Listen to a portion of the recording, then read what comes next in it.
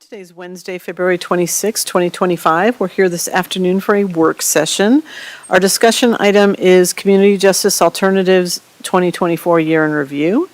I'm Kristen Stevens, Chair of the Board of County Commissioners. With me are my fellow commissioners, Commissioner Jody Shattuck-McNally and Commissioner John Kafalis. We have our County Manager, Lorinda Volker, here with us. We have a whole team of wonderful people here to talk to us about Community Justice Alternatives this afternoon, but I will turn it over to our Community Justice Alternatives Director, Emily Humphrey, and I'll have folks introduce themselves as they speak, but we're really excited to hear about your presentation today, and welcome everyone. Wonderful, wonderful. Thank you again. I'm Emily Humphrey, and I'm the Director of Community Justice Alternatives. We're very excited to be in front of you today. We're going to be talking about the great things that we've done in 2024. Go ahead. Closer. Okay, closer. Is that better? I'll try to speak up. Okay. We're going to be talking about some high-level things that we've done last year and answer any questions that you may have. In front of you, you have the PowerPoint, but I also want to point out to you that you have a folder. And this folder is the very first CJA annual report. It's hot off the presses, so no one in this room has actually seen the final product. So we're really excited about that. It really gives you some good statistics on each of our departments and what we've done over the past year, that if you want to share that with folks, you'll have a copy of that. We can also send it to you electronically as well. So, all right. Last year we started with looking at the year before, and I think it went really, really well. We've kind of cut it down a little bit. I know, Commissioner Kafalis, I have a lot of slides, so I cut them in half from the last time, so I think you'll be happy about that. I want to just start by what we're all premised on, and that is what we do at CJA and what our mission is. And I know we've talked about it before, but I think it kind of is entwined in everything that we do. And I just wanted to reiterate that our mission is that we prioritize community safety and reduce recidivism by providing accountability, resources, and support to justice-involved individuals. And we can only do that with the staff, the incredible staff that we have, and that's kind of encompassed in our vision. And our vision is that CJA envisions a safer community by creating an inclusive culture for highly motivated and well-trained staff who utilize innovative practices that are cost-effective and improve the lives and outcomes of the justice-involved individuals that are under our supervision. And if it weren't for our staff, we would not be where we are today, and the successes that we've had is because of the dedication that they put in every single day. I always like to talk about our mantra, which is our courage to change. This is something that's posted, and we talk about it all the time, but even when you walk into the women's facility, it says courage to change, so that the past for these justice-involved individuals does not define their future, but also the courage to change to each and every one of us in this room, that just because that's the way we've always done it doesn't mean we can't pivot and change and look towards new ways of doing things in a more efficient way that makes us even better. I'm just going to very quickly go over our core values because I think it's something that's very important. And these core values are listed on the walls in all of our departments. And it's respect, connection, empowerment, and safety. And those are not just values for those under our supervision. We want them to have that feeling that they feel respected, that they have a connection with what they're doing in our programs. They have the empowerment to move and do better things with their lives, but they also feel safe doing it. But it's also for our staff. We expect that for our staff as well. So it kind of goes on both ways. And so we always just kind of want to talk about that before we talk about what's happening in 2024. So you oftentimes get to hear from Jill, Tim, and myself, and you hear from us all the time, so it's better to hear from the people that are doing the work, doing the hard work day in and day out, and you're going to hear some incredible presenters today. I do want to mention that this is Tim Hand's last work session with us as he leaves for Boulder. His last physical day is Friday, so I wanted to give a shout out. I was going to tell him that he was in charge of the whole presentation, but I thought that would be kind of cruel, so I didn't do that. But today you're going to be hearing from alternative sentencing to begin with some incredible folks that have been with us for a very, very long time. You're going to be hearing from Chris Bryant, who's down there on the end. He's our senior community justice specialist who's been with us for 15 years.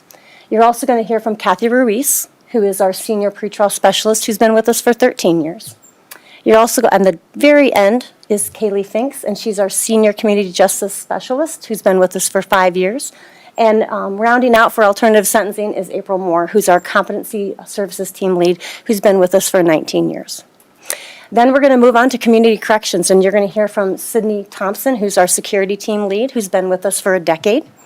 You're also going to hear from Rachel Vogel-Dahl, who is our treatment lead, who's been with us for 2 years, so we're very excited to hear from her. Savannah Bunnell, did I say it correctly? Bunnell, I kind of got it. Her case management team lead, who's been with us for 8 years, and I think her dad is listening, so hi, Dad. And then Aaron Caldwell, our security team lead, who's been with us for a decade. So, before that, I get to talk about a few slides before I turn it over to them. And oftentimes we ask, why do we do alternatives to traditional incarceration? And we know that there's better outcomes than just sitting in jail, that reentry, that connection is actually reduces recidivism and makes our community safer. But it's also important that is a taxpayer savings by putting them in our non-traditional forms of incarceration. So we put together what it costs to spend a day in jail, what it costs to have a day in ASD, work release, and on pretrial. So an average day at the detention center costs the taxpayers $286.53. That's gone up significantly because of the economy and the prices of food and all different things, and so is our prices as well. So if you look at community corrections, we now, a typical day in community corrections costs about $142.50. And a day in work release costs $146.69. While we supervise someone out in the community while they're awaiting the disposition of their case, which is called pretrial, it's $6.29. What I will tell you is work release is a little higher than we would like, but the issue becomes when you're looking at the average daily population. Our population has not gotten back to pre-COVID levels. So as that population increases, the cost goes down because we still have to pay for the water and the lights and the facilities and the staffing, even if our numbers are down. So just to kind of give you an understanding of what that cost looks like. So when we look at it, and you're going to get this more when we do our performance measures, and I think in a few more weeks we'll have our performance measures, but community corrections in the year 2024 saved 148,115 traditional jail bed days. Work release did, which is alternative sentencing, 38,139. If you add those together, that's 186,254 jail bed days that were saved by being in our alternative sentencing department and our community corrections programs. If you do the calculations, a traditional jail bed day for 186,254 individuals would be roughly $53 million. However, when you add it up with alternative sentencing, it comes to about $26 million. So there's a cost savings of $26,666,000.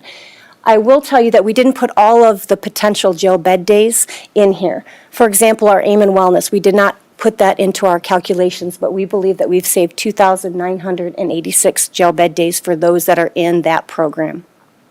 Pretrial, we supervise pretrial out in the community, 444,523 days.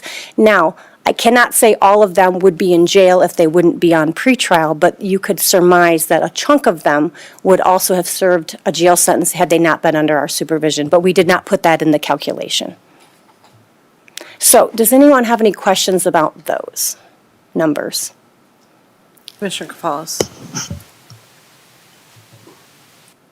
Thank you, Madam Chair. Thank you all. Welcome. Thanks, Emily. I think I've asked this question before. First of all, thank you for putting this financial stuff first. I know we've had conversations. The savings that you talk about, is that on paper or is that real money? And if it's real money, where does it go? It's on paper what it would have cost you all if they had gone into the traditional. Oops. I turned my microphone off, I'm sorry. It's what it would have cost had they been in the jail setting. So if we had more traditional, what you think of as holding people accountable for community justice offenses, they would likely sit in a jail. But because we do it this way, we don't have to come up with $26 million a year that other communities might have to come up with because we have these alternative programs. Absolutely. And I would give an example. Colorado Springs has a very large jail, one of the largest jails in the state. They don't have a work release program. So when you look at what we do, for example, with work release, those are normally shorter sentences. Those individuals would lose their job, they would lose their apartments, they would stop paying for their children and things like that. So the savings for the community is also tenfold. Just a quick follow-up, Madam Chair. So, thank you. My takeaway is that When we look at the public safety portion of the county budget, it's over 50%. If we weren't doing community corrections, besides helping people, transition back in and addressing all the public safety and recidivism issues, we would have had to potentially budget an additional $26 million to cover jail costs. Absolutely. And I would argue that the recidivism would be higher and the success rate would be lower. And I think it's important to let the public know that sort of thing. Absolutely. Yes, thank you. Thank you, bet. Madam Chair. And Commissioner Shattuck McNally has a question as well. Thank Go ahead. you. Thank you, Madam Chair.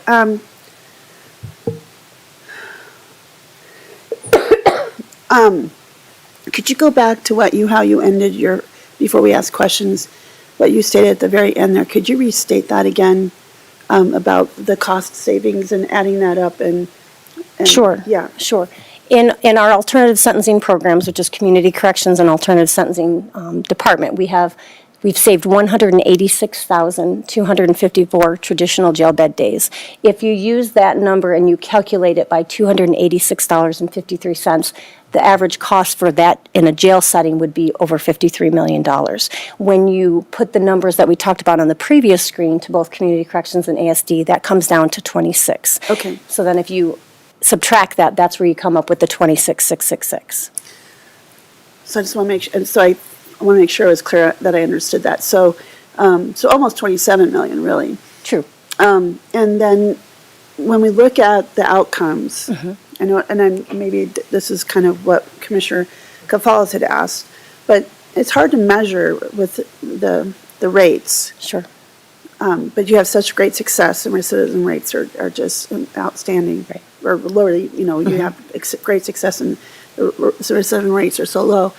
That is a savings as well in the long run, and it's probably hard to capture that. Absolutely. But how do we take that? Is there a way? Probably not. But how can we tell this story and tell the success of those other stories?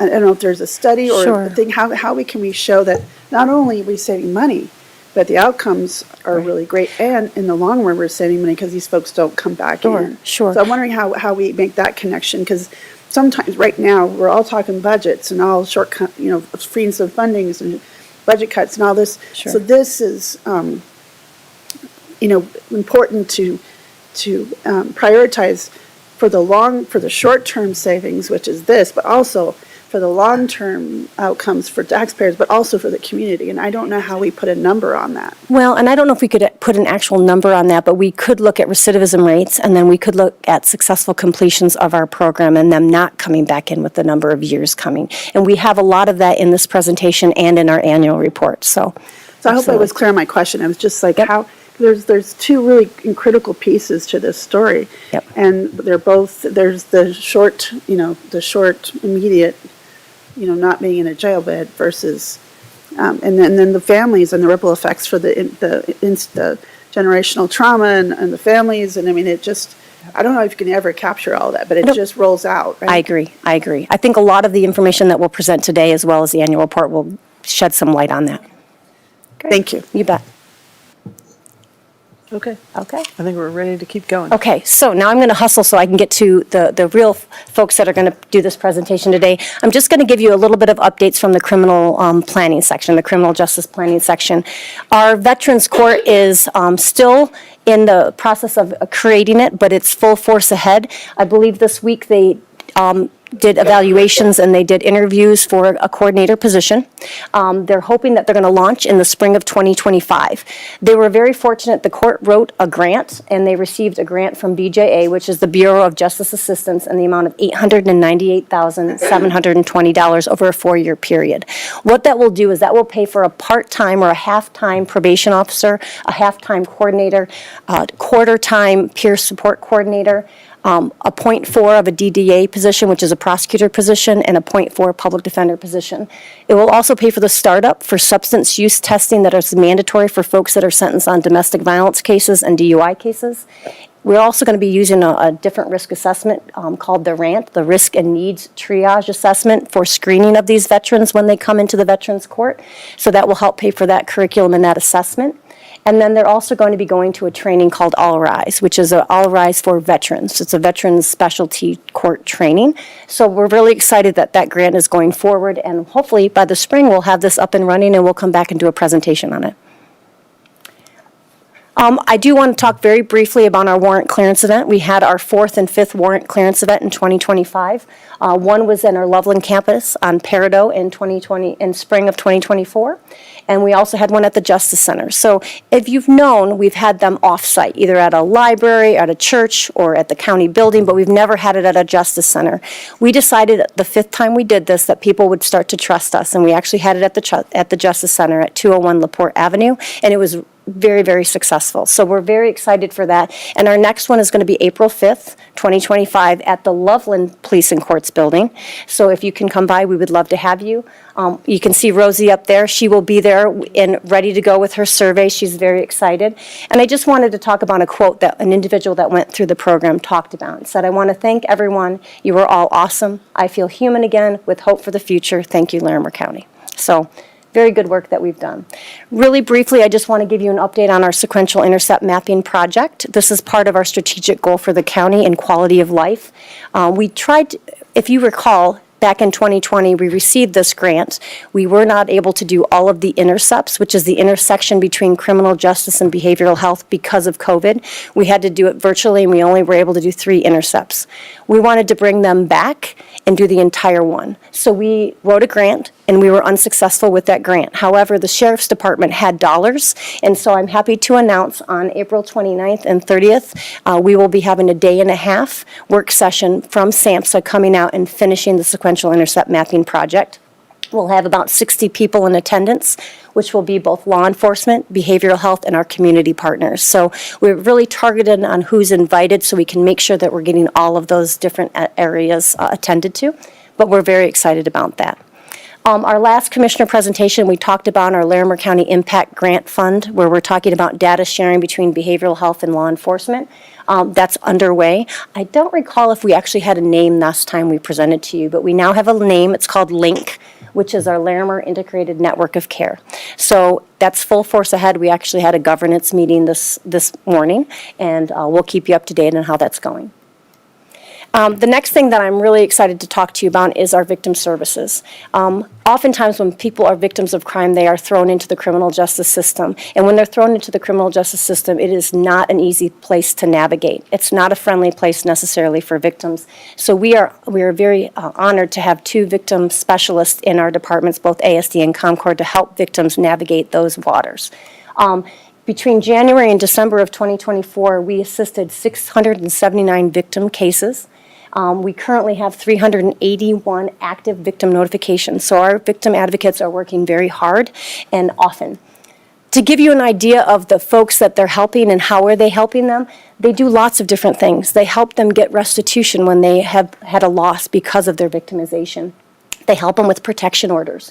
They help them with evaluations input, whether someone should come into community corrections, to treat them with fairness, respect, and dignity, to give them that voice at all critical stages.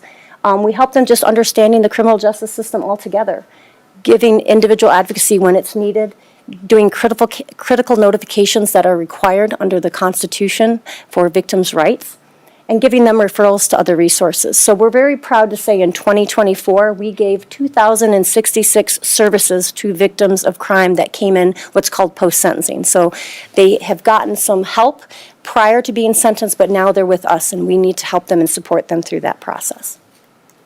And the last slide I get before I get to turn it over to ASD is I want to talk about our staff.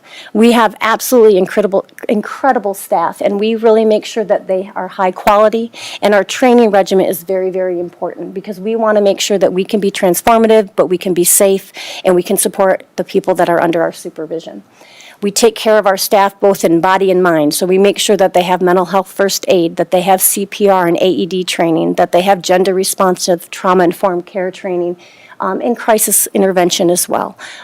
Oftentimes, law enforcement goes to what's called CIT, which is a crisis intervention, where it's talking about how to de-escalate.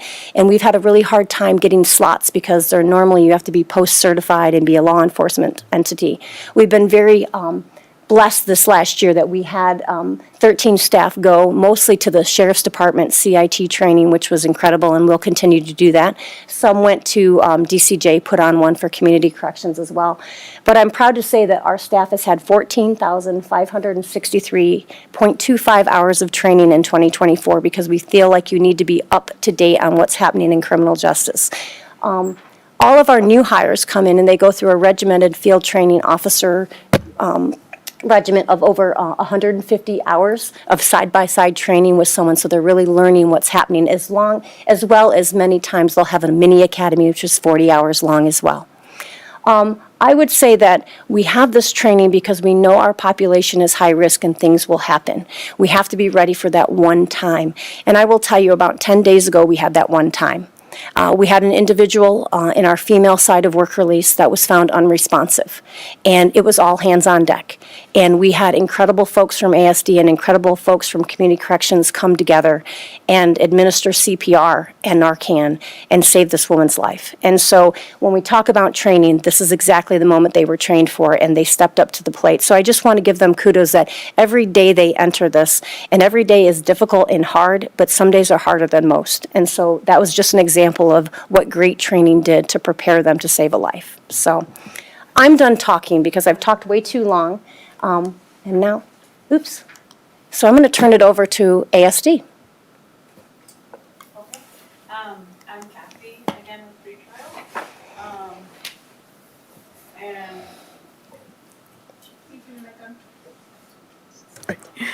okay, I'm Kathy with pretrial, and I'm just gonna present you with the statistics for 2024 pretrial services. Our pretrial assessments completed were 7,078. Bonds set by pre-advisement are 1,355. So those are the bonds that we were able to have somebody released back into the community by our bond commissioners. New cases ordered to pretrial services was 7,205. And then total cases we closed was 6,871. Of those, there was positive closures of 4,687. And then bond revocation technical violations, those are due to noncompliance, was 338. And then bond revocations due to new offenses was 117. And Kathy, can I interrupt for just 1 second? Yes. When Kathy was talking about bond set pre-advisement, which was 1,355, what that means is we have bond commissioners that have been given authority by the judge to look at a certain praxis of whether someone is eligible to get a bond set in front, instead of going in front of a judge. So those individuals did not have to stay in jail for many, many hours. They were able to see that bond commissioner and have that bond set very early on, and they didn't have to spend a day in jail. So that's just an example of the innovation that we have, because not everyone across the state has bond commissioners. And then our mental health program summary. The mental health screens completed, those are done at the jail, 5,579.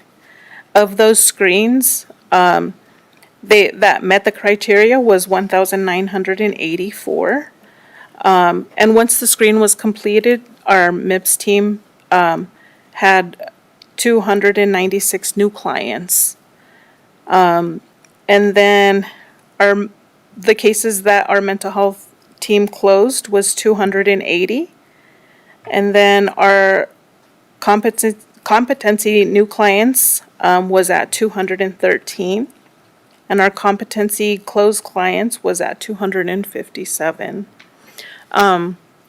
Also, with failure to appear from court for the people that were scheduled to attend hearings, the total number of defendants was 73,142 that were required to attend court. In total, there was 7,268 that did not attend court, and that had 10%. But the defendants that were supervised, of those were the 35,538, which put pretrial defendants at 1,710, at that percentage ratio of 4.8. And the defendants that were not supervised by pretrial were at 37,604. Of those, there was 5,558, which put us at the percentage of 14.8. So I would just say that the pretrial department is very large, and it is very, very busy. And it shows by our failure to appear rate, because the purpose of a bond is twofold. One is to ensure that they come back to court and make sure that they, too, don't reoffend. And so when you look at the failure to appear rate at 4.8%, between the individuals that aren't under supervision, we're always about half of what the court normally is if they're not under our supervision, which is just a testament to the good work that the case managers do every single day to make sure that they're keeping tabs of them, giving them reminders to come to court and things of that nature. So they do an outstanding job. Thank you. Commissioner Shattuck McNally. Thank you. Kathy, right? Yes. Okay, thank you. Lots of new faces, which I'm really thrilled to see, lots of new faces. This is great. Thank you for sharing all these numbers. I just wanted to know if you could help expand and help me understand a little bit more on the mental health program survey. The difference, I see the competency clients are 213, but the new ones are 213, but the closed are 257. Is that because there was long-term cases? And Yes. Can you help me understand that a little bit more? So some of those cases can be because they were from 2023 that are not closing until 2024. Okay. So that's why that number's. Okay, that's what I thought. I appreciate you clarifying that. Thank you very much. You're welcome. Commissioner Cavallo, go Yeah, ahead. further clarification, Kathy. So when you say competency new clients, that number, and then the closed clients, what actually does that mean? In other words, you did the mental health assessed screenings, and you determined that 213 of the folks who went through the screening were competent to go through the legal process, or the other way around, or what? It's both. Both of the numbers are in there, the ones that were competent and incompetent. So then the ones that were determined not competent to go to, No, so the mental health screening is when they do a screen when they come in to determine whether they could use a higher level of maybe help with our MIPS case manager. The competency is completely different, and that's the competency docket. And April's going to talk about that at the next slide. So I think she'll be able to answer the new clients and the closed clients, won't you? Okay. You're welcome. So yes, so I'm April with Competency Services. So I guess just to backtrack to follow up on that, if somebody who's going through the competency docket is ordered to pretrial supervision, the mental health case managers do that supervision. So the total number of cases, new cases and closed cases, are just those defendants that are on the competency docket that are also ordered to pretrial. But as for competency services itself, I think it was a very exciting year in 2024. We had some pretty major changes take effect. The one that's probably biggest, in my opinion, is that we were able to get a grant in July of 2024 that allowed us to utilize 10 beds within the work release program at alternative sentencing, specifically for clients going through competency. Those beds could be used as either a transition from jail into the community so that the case managers could work on long-term community stability, or if we had a client in the community already that was at risk of going back to jail, we could utilize those beds as a way to stabilize them and keep them out of jail. We started off kind of slow with the process because it was new and we're still trying to figure out the kinks of who does the referrals and timing and criteria. But just since July, we did have 27 people that were referred. 24 of them actually met work release criteria, which is what the accepted shows, to be able to come into the program. So even though we're referring them, they still have to see what work release requirements would be. The couple that were rejected, there was 2 that were rejected, one because his charges were just too extreme for work release to accept, and then the other one didn't want to follow the program rules, so he was rejected. Of the 24 that were accepted, we actually had 11 of them enter the program. 2 of them were active at the end of the year, but that has increased since the first of the year. And of the 9 that completed, 8 of them were successful. So that meant they either transitioned to sober living options, we were able to get them reunited with family members, but they were able to transition out into stable housing. The 13 additional ones that met work release criteria but didn't transition was just timing. It was either they were transported to an inpatient restoration facility or their case was resolved before the judge actually was able to get them approved to move over. And then we did have one individual who they weren't willing to modify the person's bond to let them come over again because of the nature of the charges. In regards to the bed days saved, like with what Emily was talking about, just in those 6 months that we started utilizing the beds, we did save 553 jail bed days by getting those competency clients out so that they weren't languishing in custody waiting for inpatient restoration. Commissioner Shannon McNally has a question. Yeah, first thing you said, that's outstanding, that's amazing. Thank you. Outstanding, amazing, that's really great numbers. When you talked about transitioning over to sober living, first, two questions there. In the interest of, because of my work in Opioid Abatement Council, we've been getting a lot of presentations and listening and hearing from some of those groups. Do you find that there's maybe not beds that are available? And if so, is it more for men versus women, or is this all men or women? That's my first question, then I have another one. So it's a combination of both men and women. I mean, just in the community, there are a lot more sober living programs available for males, but there are some new ones that did open up recently for females, and luckily we have a partnership with one of the other community agencies, Homeward Alliance, that's been able to help pay for the first couple of months of sober living so that the client can get out into the community, find employment, and remain at the facility. And I know this might be a difficult question because co-occurring substance abuse problems, but when you talk about getting into sober living, do you find opioids are still an issue with some of these clients, or is it more alcohol related, or is it a mix? And I'm just curious if it just doesn't have to be exact, but just kind of a ballpark. And I'm specifically asking because I have an opioid abatement meeting tomorrow, and we're just trying to still tease some of that out. I'm just curious. Everything is based off of the client's self-report, so it's everything under the sun, and usually it's polysubstance abuse. It's Okay. multiple substances that they're using, but we have been able to successfully connect several of them with medication-assisted treatment programs through Porch Light or the behavioral health group that they're able to continue. Some of the sober living programs won't let you be on those kinds of medications and in the facility, which has been one of the barriers. Okay, that's what I should have probably said is what kind of barriers are you having there? So I appreciate the information, and sorry to throw you a curveball, but this is outstanding. Well done. Thank you. And thank you both for sharing this information today. So just to summarize, and I won't have to give you all the numbers, the other major kind of change that did happen with competency services is that Bridges of Colorado separated from our program at the end of June. So numbers are a little bit different than they would have been in 2023 and will be for this year. But over the course of 2024, the entire team, which included those 6 months with the Bridges liaison, we served over 296 clients and provided over 1,400 direct services and referrals. And those could be anything from providing them a telephone to giving them a reminder that they have a court date, driving them to court or a medical appointment, referring them to a therapist. So it was just a variety of services that we were able to provide to that population. That's great. Thank you, April. Any further? Okay. Keep going. Hi, Commissioners. My name's Kaylee. I'm a senior community justice specialist with alternative sentencing.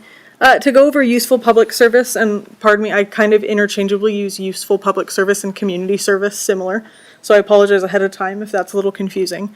But for 2024, we had over 1,500 clients assist our Loveland and Fort Collins community service offices, or useful public service offices, with 1,559 clients successfully completing their court-ordered hours. To me, what is absolutely outstanding is 94,854 hours were given back to our community with useful public service hours, and 124 nonprofit and tax-supported agencies were served.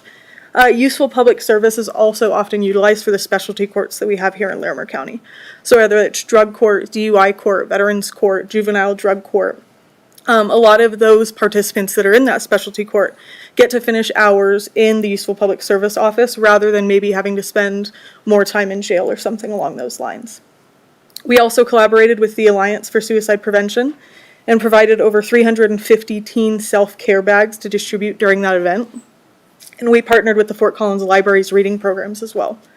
The biggest thing that we have going on that we're looking forward to in 2025 is there was a dissolution of Santa Cops. So in Santa Cops, you were having a lot of our clients come in doing woodworking projects, and really in a sense that empowered these clients to use skill sets that they may already have and maybe can't use for whatever reason. And they were able to utilize that during Santa Cops. So our main goal was to bring something like that back. So we're doing a giving back program that can hopefully get implemented by the end of this year that we could see kind of the profits from, but they're going to be able to do the in-house, the woodworking, and work with Useful Public Service to hopefully get that donated to nonprofits. And really what I've seen from it is empowering these participants or clients to come in, use skills that they have, and giving back to the community. I think it's very empowering for them to see their hard work pay off in something like that.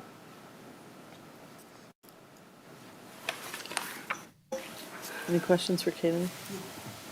Thank you, that's great. All right, my name is Chris Bryant, and I've been with the ASD for 15 years, and I started with the Workender and Midweek program, so it's kind of special to me. These clients have been sentenced to the court to jail time, but they're allowed to do it one weekend at a time, a Saturday and Sunday. They come into our program, they get put on a work crew, and then they go out into the community and they do that useful public service, but they're supervised by a staff member. And I kind of think of two different groups that we go to. We go to government agencies and we go to nonprofits. So we go to the ranch, we go to the fairgrounds, we help clean the stadiums at CSU. We also help Hearts and Horses, Norco Volleyball, Disabled Resource Services. They get a lot of our time. And it's all supervised, so the work quality should be pretty good. The work is generally pretty simple. It's landscaping, raking, picking up trash in the parking lots, picking up trash in the landfill so that it doesn't blow out of the landfill to keep it clean. In the winter, this time of year, we do quite a bit of snow removal if there's snow out there. So line up a bunch of guys with snow shovels and move snow, clear sidewalks. I'm not going to go over all the numbers, but most of the people, you can see 82% finished successfully. Almost 3,000 days have been served, and those would have been in the jail, so that's a lot of time that we're keeping people out of the jail. We used to have the midweek program, but unfortunately, they had to stop operating in December. But kind of to take its place, we've partnered with the 8th Judicial Probation Department, and we're starting a juvenile work crew, and that started in October. And I'll go over some of that in just a bit. Can I ask a question about you had alerted us to the fact that the midweek program, what was the rationale? Was that it was just taking people too long to serve a sentence, or no? In fact, it was the legislation. So back in 2010, the legislatures made, a lot of times you'd have shorter sentences that would come in, and normally that would be like mandatory offenses like DUIs where they have a mandatory minimum 10 days jail. That's where we got a lot of our midweeks and workender population. In fact, it was I think, Jill, like 170 at one point on a weekend. 180 on the weekend, and it just plummeted. And so on the midweeks program, we were getting like 7 or 8 individuals because you now had to do your jail time consecutively. And so when that statute came into play in 2010, we saw our numbers drastically drop. So, I think that legislative change, I think we would still have higher numbers. We still have enough to do our workender program, but the midweeks was just kind of flailing because we just weren't getting enough. Thank you for You bet. explaining that.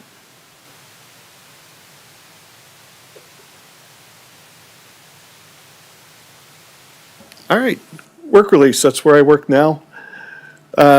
Work release is similar to workenders in that these clients have been sentenced to jail time and been given the option to do their time in work release. They're all screened. We want to make sure everybody's safe, so they go through our screening process. They can serve their jail time with us, still maintain their employment, still go to treatment. They're still allowed to go to church and to medical appointments. The current wait list is about 2 weeks, which is about as fast as we can normally do that. Screening, if we get a client that's needing to get into work release sooner, if they're homeless, if there's something going on, we can speed that up and get them in quite a bit faster because we do have bed space available. We do take out-of-county cases. We do charge an additional fee for that to help offset the costs. We've partnered with Competency Court this year. It housed a lot of their defendants, like we just talked about. They've been a little bit higher needs, but it looks like they're finishing pretty successfully at about the same rate as our normal clients. Staff's learning to adjust to that. Call the Competency Court team when we need help, so, which is occasionally. We also work with a variety of the treatment courts, ADC, the Adult Drug Court, Wellness Court, DUI, Driving Under the Influence Court, and we will be working with the Veterans Court in the future when that gets going. I think 88% finishing successfully is amazing.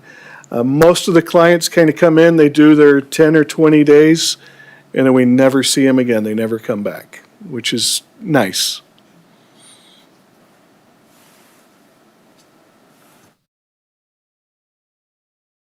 And juvenile work crews started October of this last year. The county had seen a significant increase in the number of juveniles needing to complete useful public service. Research showed there are several barriers for juveniles to successfully complete their required hours. Benton County, Oregon had a well-established juvenile program, so we sent a couple of staff members there to observe their program and work with a couple of agencies. So we could see our county lacked these programs for our youth and community. Started our program in October. We've had 15 kids go through the program so far. Our community work program is a collaborative effort between the Juvenile Recovery Court, probation, and CJA, us. We have had participants tell their crew leader that they really like going out, especially to Help International, because they feel like they're helping others, they're making a difference. So it's small, but it's been a good program, and I think there's a need for it. A lot of kids. Any questions about this one for Chris? What does Help International do? I'm sorry. They pack up stuff and they send it overseas to help out needy families. I haven't been there quite a while, but they're here in Fort Collins, is that right? Loveland. Loveland. Yeah, So. they specialize in medical care, medical products being sent out to other countries. So our crews, if I remember, it's been a while, we'll go there and help. They'll have an order going overseas and we'll help fill that order and then they'll ship it out. Great. And what are the, what's the age, I mean, they're obviously, these are people who are under 18, but what's the average age? I mean, is it sort of those high teens? Can it be anything? 15 is, I think, where we're starting. So yeah, the high teens, 15 to 18. Okay, great. Thank you. I think that's a great program. I think that, is that fairly new, did you say, or, yeah, started in October. So, yeah, I'm sure there is more need for that. Are there opportunities for them to then gain some skills, like as far as, I mean, does this translate into jobs in any kind of way? I think about the fact that, like, okay, you got some kids that you can really kind of set on a good path. Does that include? I know that's the long-term goal. I'm not sure if they've had any of that yet. Okay. Sometimes it's, people are able to find that they love to do certain kinds of work, and then that can really be beneficial. And I do know with the Work Ender program, we've had a lot of people that have been able to land jobs with the city or with other agencies. And I know we'd like to see that with the juvenile work crews. Yeah, I wonder if there's a way to collaborate with, like, our workforce center at all or something. We can think about that. Commissioner? Thank you. Thank you, Chris. I'm curious, so these youth, these 14 participants, they're youth that are going through the juvenile justice system, and they've been convicted of some kind of violation. Yep. And similar to the adult system, they've been sentenced, and this is how they're fulfilling their sentencing. Could you say what are some examples of the kinds of infractions that these young people have done? Are they are they misdemeanors, felonies? I think it could be both. They're on probation, so they've been adjudicated. On probation. Yep, they've been adjudicated, and they have requirements that they need to do as a condition of probation. And oftentimes, when you have a juvenile that has to do community service, their parent would have to go with them and supervise them. So we take that place, and so it's a lot easier for them to go with our staff and get their hours completed. So rather than getting sentenced for time in the juvenile detention center, they're getting community service, and this is one way to fulfill that? It's probably one part of their sentence. So they've been sentenced to probation with terms and conditions of their probation. So they may have to do substance classes, they may have to do UAs and take testing, and this is a condition of their sentence that was handed down. And what kinds, shoplifting, what are these kids doing? We've had assault charges, theft charges. Assault charges, theft charges. So we will take not anyone, but we will take ones that satisfy our criteria to make sure that our staff is safe and that other juveniles are safe. But it could be misdemeanors and felonies, so a wide variety. They're not diversion kiddos. Thank you. Thank you. Questions, Commissioner? And maybe I'm jumping ahead again, I apologize. But I was looking at these peer support programs and the gender responsive programming for women. These are all great programs and lots of great work. But you talk about connection and making connection, and they're connecting with you all. They're also connecting with maybe some folks that they are currently in process or in getting services with. So as they are transitioning out into back into community, and they're all probably staggered and things. There's that warm handoff, I'm assuming, but they're still they've got these strong connections at a time that's really critical. Is there any kind of transition or carryover from either who they maybe have seen or bonded with it when they were having our services, and to that, or do they come back? And I know some people still come back and say hi to you sometimes, but sure. I'm wondering what is that warm handoff transition? Am I being clear with that question? Yeah, I think I understand where you're coming from. Yeah. So what I would say is when you hear from ASD and when you hear from community corrections, you'll hear about that, because the moment someone walks through our door, we talk about when they're going to transition out. And so we talk about transition planning the moment they step in that door, because we need to connect them to resources. So we do a very good job of wrapping ourselves around them while they're here, but recognizing that we need to kind of push them and get them resources out in the community so they're not dependent on us and they have opportunities when they get out. We often work with peer support. They come to us and then we send folks to them so that they have that good transition. And we often see folks come back and get that peer support training and then become peer supports themselves. I think I answered your question. Yeah, you did. And sometimes I hear, which I don't have any evidence to that there's barriers for peer support programs, but it sounds like this is no barriers, and that sounds like a great opportunity for people to come back and be a peer support for the next Sure. round. So would that be Well, and one of our goals for 2025 into 2026 is to develop an in-house peer support program with clients, and that's new for us. So you'll be hearing about that coming, and we need to kind of figure out what that looks like and how we have employees that are peer support and lived experience. But right now, we utilize peer support from out in the community. And Awesome. yep, absolutely. So I'm going to move on because I think we've got some more to go. So go ahead, Kaylee.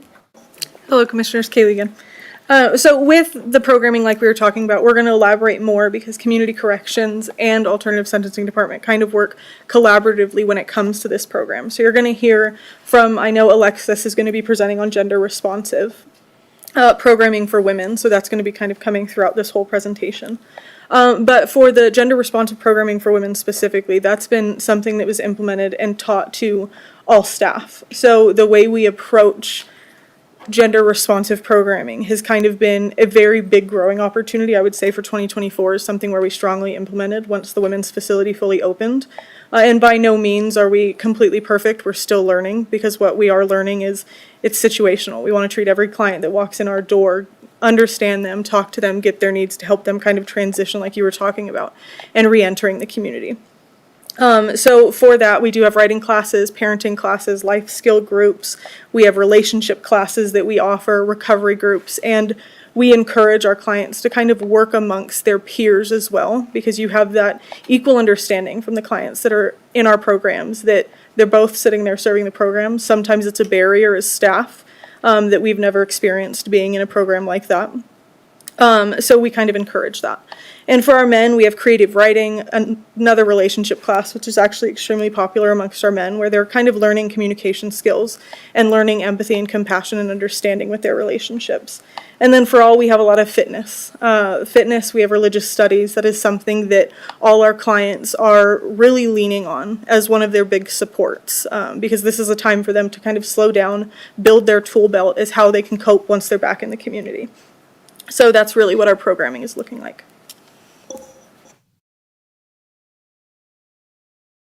Okay, and to wrap up before we pass the baton to community corrections, our biggest highlight is work release partnering with Competency Court, as you heard.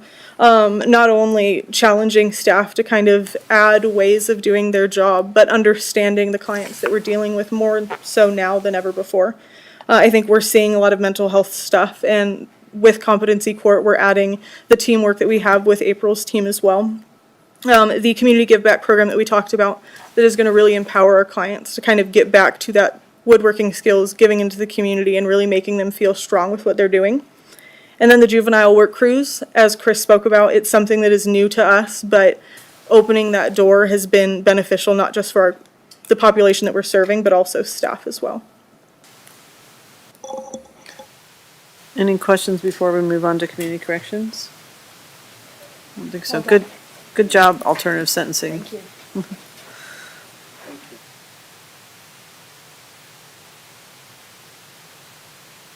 Yes.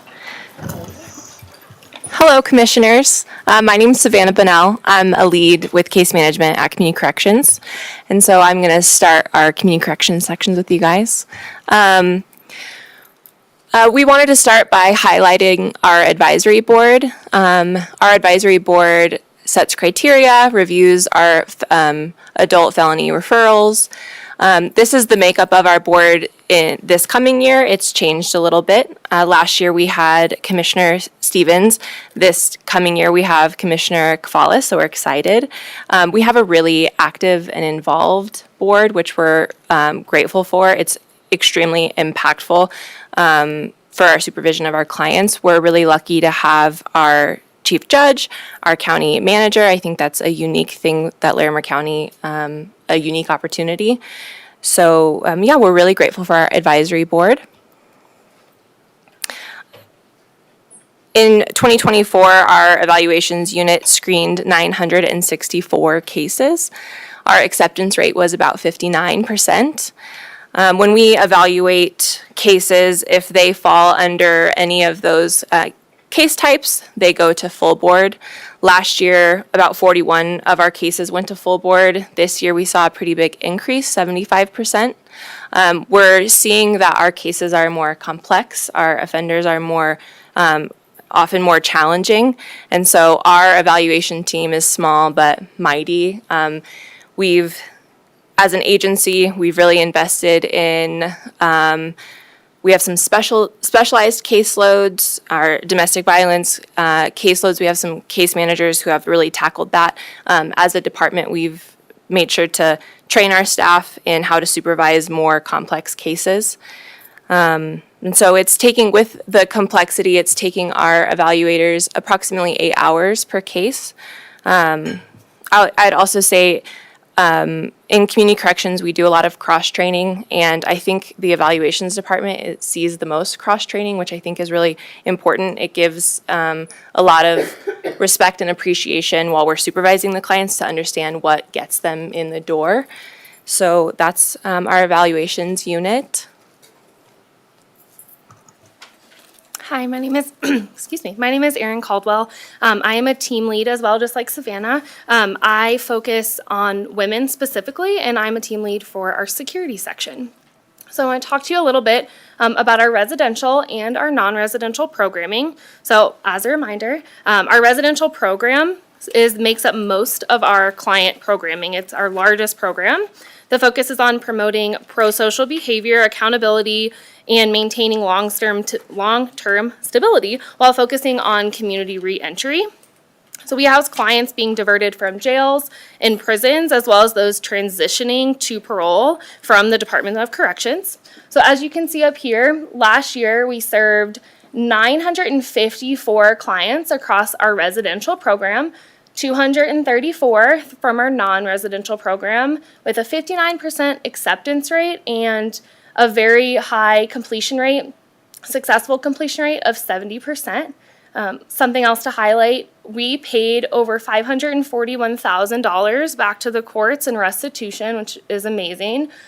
We completed quite nearly 1,000 home visits, which I'll talk a little bit more through my next slides. Our average daily population in 2024 was around 275 to 285. Though we are on the road to 365, as Tim would like to say.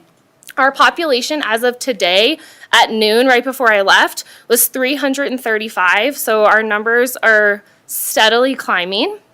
We're very grateful for the support from our community and our commissioners to expand our programming and after our wonderful building renovations, and for the ability to hire more qualified staff to safely and effectively serve our client population. Also wanted to share some additional highlights from our residential program. In 2024, we revamped our rec yard. So we added, we added some nice grasses to our walking track area. We also added concrete cornhole boards to our rec area, which the clients really like, and some new picnic tables. Savannah was touching on the supervision of our specialized caseload. So in 2024, all of our case managers with specialized caseload always maintained a full caseload. We had an average daily population of 56 clients identified as domestic violence involved, and we served a total of 44 clients with sex offenses in our residential program.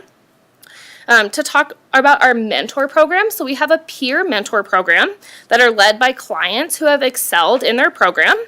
This program helps our clients build a sense of community, teach pro-social activities, and offer in-house peer support that we were talking about earlier. Our mentors are responsible for hosting community engagement meetings where they create an open dialogue and discuss facility happenings and aid in uplifting our client culture and maintaining that culture. Back to what we were talking about before about advancements in our women's programming, I wanted to touch a little bit on that as well. Our women's program was awarded a research grant to gather data with the goal of building upon the innovative and evidence-based gender-responsive practices that allow staff to better understand how their roles impact the lives of our female clients and how to set them up for community success. So one of our most notable accomplishments for 2024 with women-specific programming was implementing our Gender Responsive Advisory Council.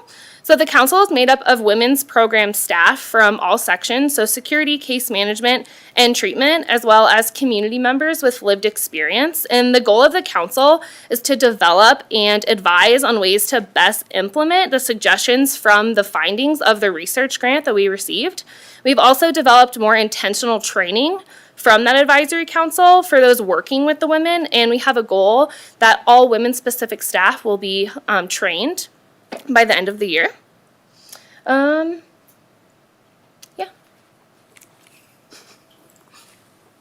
Commissioner Shattuck McNally has a question for you. I'm just curious, Yeah. the picture I see, back one slide, yeah, that one, those are the gardens, Yes. right? And then the other one's the pond that has the fish in it, the koi? Yeah. Okay. Yes. Cool, that's great. And this is open to men and women? Yes. Okay. Yep, both populations. They don't utilize them at the same time, but yes, they all share the same recreational areas, which include the track, which you can't quite see in this picture, the pond, the garden beds, and then the rec area with the basketball court and the cornhole boards and the picnic tables that I was speaking of. Awesome. Thank you so much.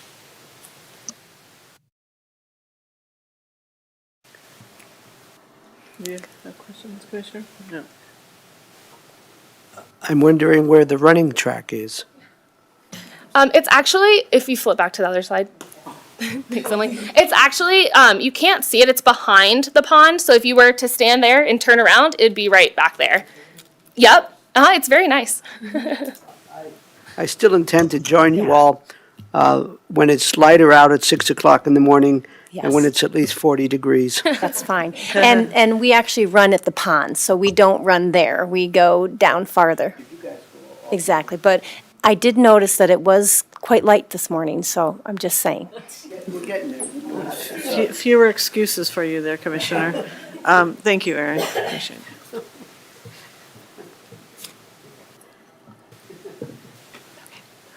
Hi, you're okay. My name is Rachel Bogle-Dahl. I am the treatment team lead for the men's 90-day program, and I'll explain some of our treatment programs. We are really, really lucky to have 3 different programs. So we have our intensive residential treatment, which is our 90-day. I am the team lead for the men's side. We have our RDDT residential dual diagnosis treatment, which is a much longer program, and it is for clients that have been diagnosed with a severe and persistent mental illness. And then we have our STIRT program, which is strategic individualized remediation treatment. It's essentially like an intensive residential treatment, just much shorter while they're in the building, but it provides 6 months of aftercare. So they come in from the community once a week and they do group for 6 to 9 months after they complete those 21 days. We are really lucky to have served 453 clients in our treatment program over the last year. That was 276 men and 177 women. Of those clients served, we saw a 75% completion rate in IRT for the women, 77% completion successfully in RDDT, and 80% successful completion in STIRT. Over on the men's side, we saw 62% in IRT, 76% for RDDT, and 74% for STIRT. And these clients they come to us from a variety of referral sources. They may, sometimes they are clients located within ComCore that are getting moved over to treatment because they're struggling. Sometimes it is clients that are transitioning out of the DOC, Department of Corrections, that are going to make kind of a pit stop at treatment before they go out into the community or to ComCore. And then we're also able to accept community referrals from probation and parole. So people that are out in the community, maybe with independent housing or whatnot, that come in, do their treatment, and then they return to their home community. Can I ask what, for the folks that don't complete successfully, I mean, are they people that just walk away from the program? What does that look like? It can be a little bit of both. We unfortunately do deal with people that are just not ready for treatment and they elect to discontinue. We do also we follow the disciplinary processes of ComCore, and so there are times that, again, those clients just aren't ready, but they're not quite willing to admit that. So it shows through their behavior. And really what it comes down to if a client is terminated from treatment, largely boils down to facility safety and staff safety and client safety. And so there are some instances in which we do have terminations. So in that case, would they often go then back to jail or back to DOC or? And I think it depends. Sometimes they come from a probation referral, so they'll go back to probation and they may file a motion to revoke their probation. They may go back out on parole and have a parole revocation, or they might eventually get a terminate and transfer and potentially go back to the Department of Corrections. Thank you for asking. So I also want to talk about our AIM and wellness programs. So AIM is Alternatives to Incarceration for Individuals with Mental Health Needs. And again, this serves our population with severe and persistent mental illness. And then the Wellness Court program as well. Both of these programs are designed and kind of geared by the LSI score reduction. So that is how we judge the success of these programs. So we're able to have 2 locations for our AIM programs, one up here in Fort Collins, one down south in Loveland. The Fort Collins program, on average, saw a 13.28% LSI reduction through the program. And Loveland saw around 16.29% of an LSI reduction. And then I think it's really cool, the wellness court clients from start of wellness court to completion saw an average of 30% reduction on their LSI score, which I think is really, really huge. And Rachel, can you explain what the LSI is? Absolutely. So that is level of supervision inventory. It is an assessment that's done with our clients basically to determine their protective factors, their risk factors. The higher the LSI, the more supervision and support this assessment determines they need. And so a reduction in LSI means that they've developed protective factors, they've reduced those risk factors, and they have an increased chance of being successful within the community or on lower supervision. Thank you, Emily. And then in 2024, we've got some evaluations and acceptance rates here. So AIM Fort Collins evaluated 46 clients and ultimately accepted 15. Loveland evaluated 15 and ultimately accepted 8. Wellness Court received 61 referrals that were evaluated and 25 were accepted into the program. And we're currently sitting at the numbers you see up at the top. So 16 clients in Fort Collins, 20 in Loveland, and 29 clients on the Wellness Court docket.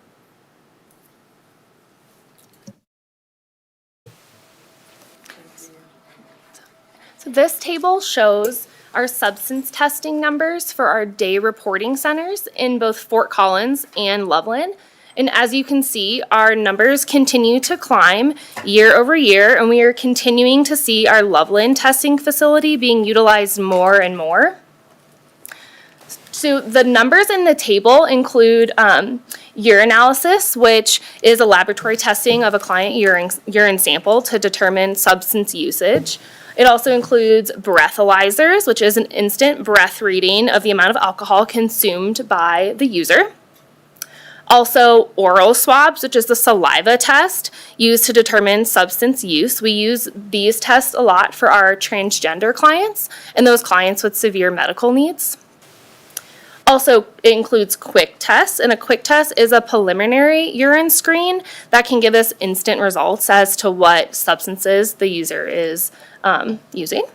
And then federal UAs, they're on here because they're just more difficult and have more paperwork than regular UAs, so they're included in this number as well. The Day Reporting Center began to take credit cards in '24, which is a great accomplishment. We've been working toward it for a long time, and it has finally come to fruition, making the payment processing easier for clients and for staff. And we also began to complete pre-employment drug screenings for new county employees instead of completing them at an outside facility. But to ease your mind, these UAs are not observed by staff and are kept confidential, and the results don't go to our staff like the client results would. They go directly to HR.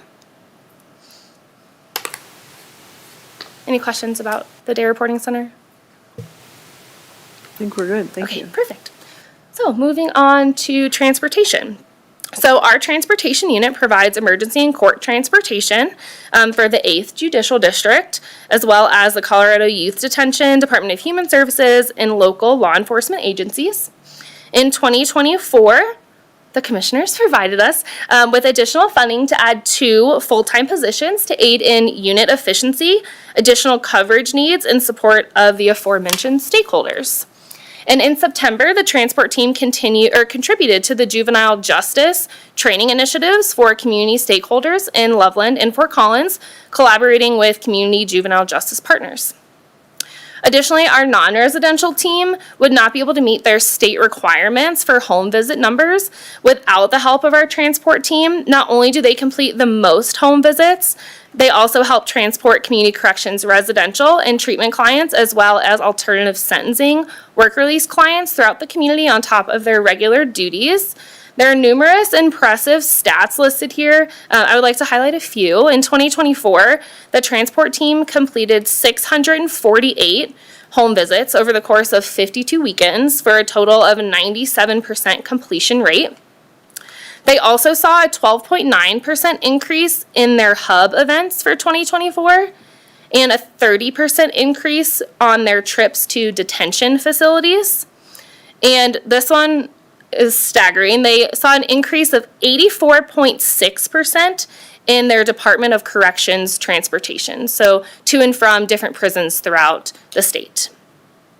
They also saw a 30.8% increase in community corrections medical transports, an 85.7% increase in medical transports for alternative sentencing.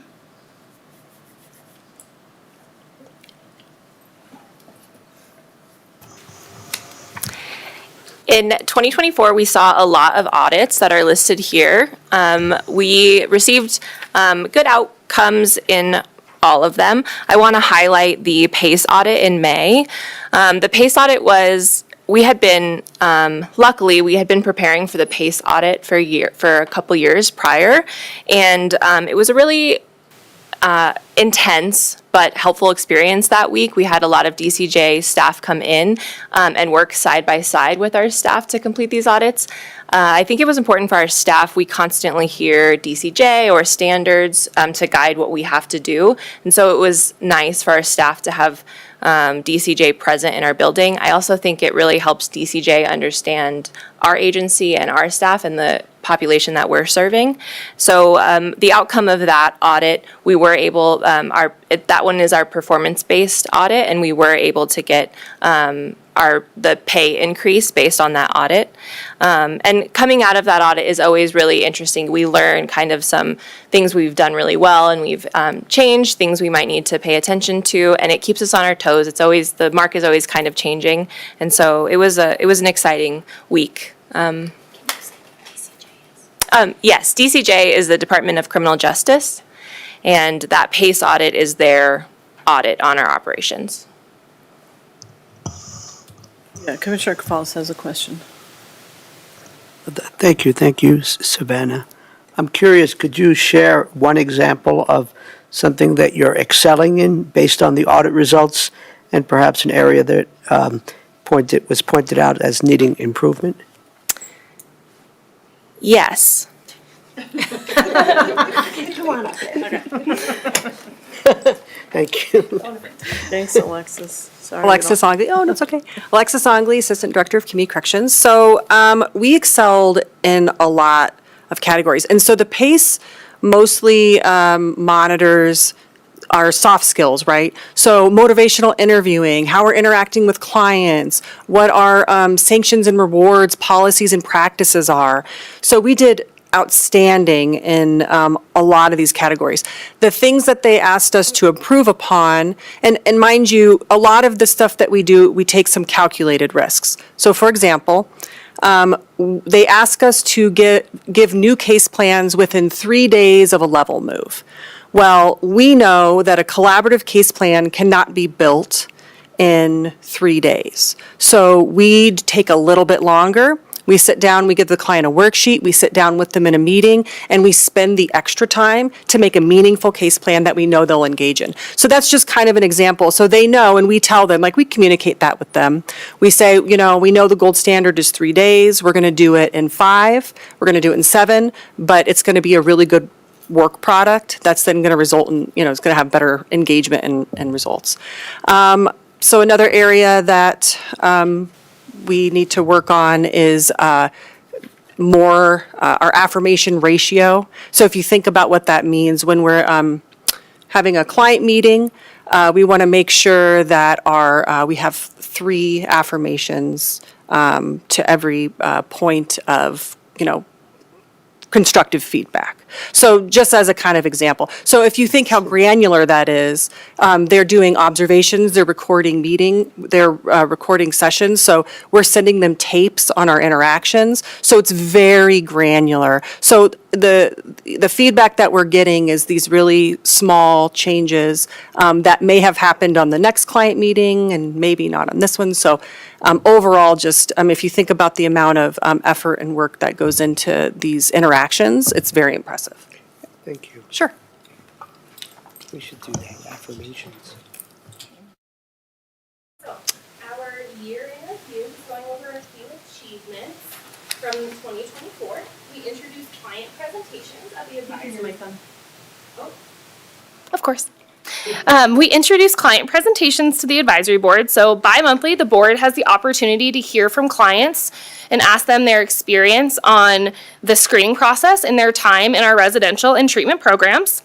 We also participated in the Victims' Right Week panel for Fort Collins Police Services. Our staff advocates were invited to speak on their role and how they serve the victims in our community within community justice alternatives. We also introduced restorative justice circles to staff and clients, and we implemented restorative justice practices into our administrative review, which is our disciplinary board process for clients to address harm caused by their actions. So the restorative justice team looked at how our program could assist our clients in connecting their actions with direct ways to repair the harm caused, so it's less punitive and more restorative. We also hosted the Northern Colorado Gang Intelligence Coalition. This year's presentations were conducted by the Larimer County Transport Unit, Colorado Sting, which is the Security Threat Group Intelligence Group. The FBI and Homeland Security was very successful. A lot of people got to see community justice alternatives and what we do. We also implemented our 21-day pre-sentence start program was piloted in February, allowing greater access to stabilizing services within the community. Over the course from February to December, our pre-sentence start program saw 33 participants. BHA, which is, what is it? The Behavioral Health Administration. Changes were enacted statewide, including a shift to the American Society of Addiction Medicine criteria model, which was adopted and implemented within our treatment programs. We were also approved as an essential safety net provider in November, which means that we aid in smooth client transitions by helping them find resources within their communities. And if we can't help them with the resources, we find someone who can help them. We were also, the 90-day ERP program began billing Medicaid services as well in December, increasing our daily compensation rates of our programming. Thank you. Did you have a question? Just be mindful that we are running fairly short on time, so. How about I just ask if I can have this question off, I'll ask it, can you answer it offline to save time today? But when we go back to the 90-day billing Medicaid services, I'm just gonna ask if, have you had any disruptions? And are you anticipating any disruptions with that? Really quickly, we haven't had disruptions yet. I have a meeting at 3 o'clock that I'm going to be late for with our left hand who does our Medicaid billing, who's going to give us kind of an informational setting, so I can let you know what I hear. Okay, that would be great, and I appreciate that, thank you. Hi there, my name is Sydney Thompson. I'm one of the team leads with Men's Security at Community Corrections. Today I would like to talk to you about our Toys for Tots program. We have been really lucky. We just celebrated our 9th year this past December. We started this program in 2015. We were approached by a community member who is a very proud Marine Corps veteran and also very active in the Toys for Tots Northern Colorado chapter.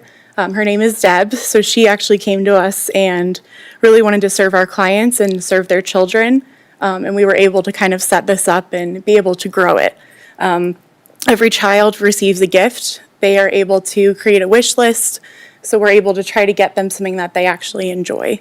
We know everybody has different preferences, whether it be Elsa from Frozen or, a basketball. So we're really lucky to be able to give the kids the various items.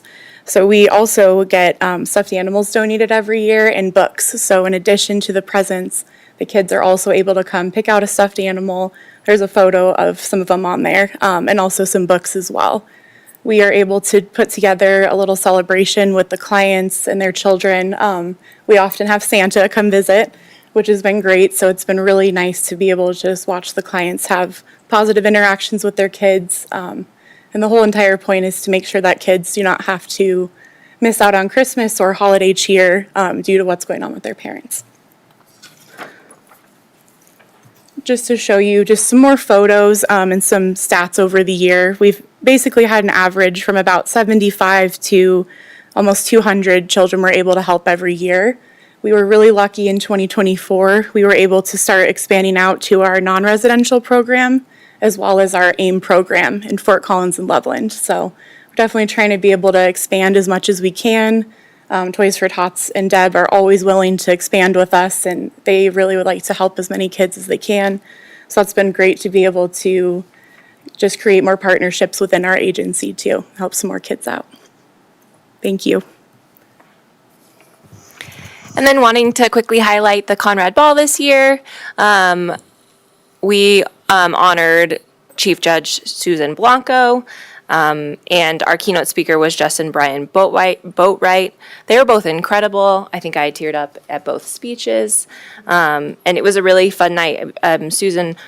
Judge Susan Blanco, her work with Competency Court and with Aim and Wellness Court. I worked with the RDDT clients at Community Corrections for 2 years, and the clients knew how much Judge Blanco cared about them and was invested in their program. So it was a really fun night honoring her. The last two slides, okay. So, real briefly, because I want to give you opportunities to ask further questions. Last year, when we gave this presentation, we had our goals for the future and what we were going to do and what we were going to accomplish. So I created that same slide that we had last year and let you know what we've done and what we haven't done. So it's pretty impressive if you take a look at it. So I'm not going to go through every one of them, but there's a lot of things that we have implemented. There's a few things that we have yet to do. But if you have any questions on that, please let me know. But I want to make sure that we have this last 7 or 8 minutes to ask questions of the staff that have been here, that are living it and working it every single day. But I want to thank you for the opportunity to let us come here and let us kind of show off of the great work that we've been doing. And I want to thank all of you, and I want to thank our county manager for supporting us in what we do and the innovations that we bring forth to you. You've always been very helpful and very supportive of our adventures that we're doing to try to change the trajectory of individuals who are justice involved. So thank you for that. If you have any questions for folks, please let us know. Thank you. Well, thank you, Emily, and thank you all for coming out today. It is really good to hear from all of you who do the work, and I hope it's fun for you to present and not too nerve-wracking. You all did a wonderful job. Commissioners, any questions for the... Go ahead, Commissioner Shattuck McNally. I just want to say first, thank you all for being here. Like I said, it's really great to see some new faces, and this is tremendous work, sometimes invisible work to the community, but obviously very impactful and valuable. So I just want to say your work matters, and you matter to me, and I want to just thank you all for what you're doing, because it's really important work. I don't know what I don't know. You guys come every year, and we try to come and learn and tour. And I always appreciate you guys do such a thorough job sharing with us.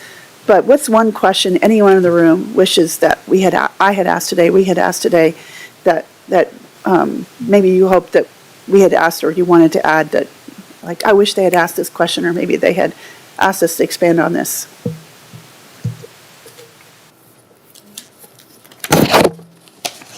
Anything. You might have stumped us with that one. Well, you can get back to us. Okay. Because I don't know what I don't know.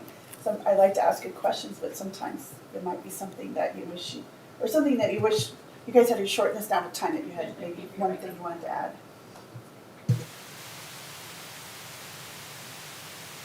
All right. You can get back to us and send us an email when you think of it.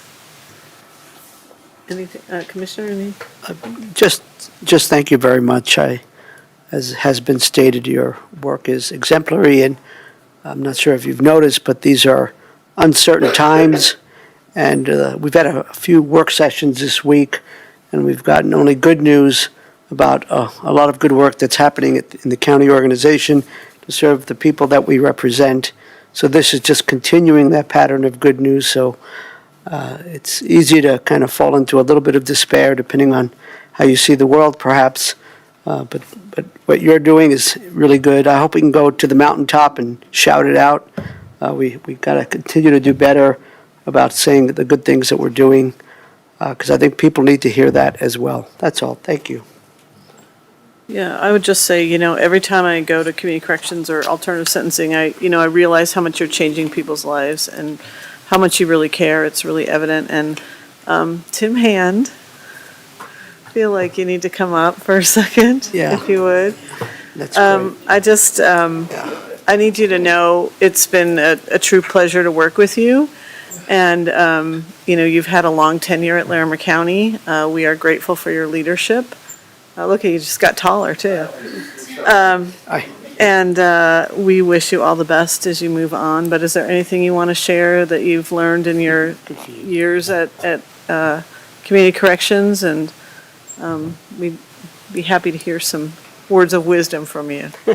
Thank you, Madam Chair and Commissioners.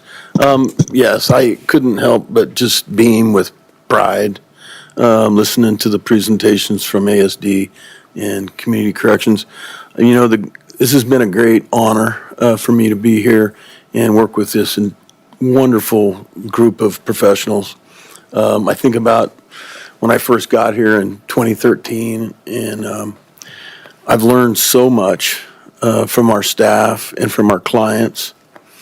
And I'm just proud that I know that the work that's going on here in Larimer County is the purpose and the mission is really, really commendable.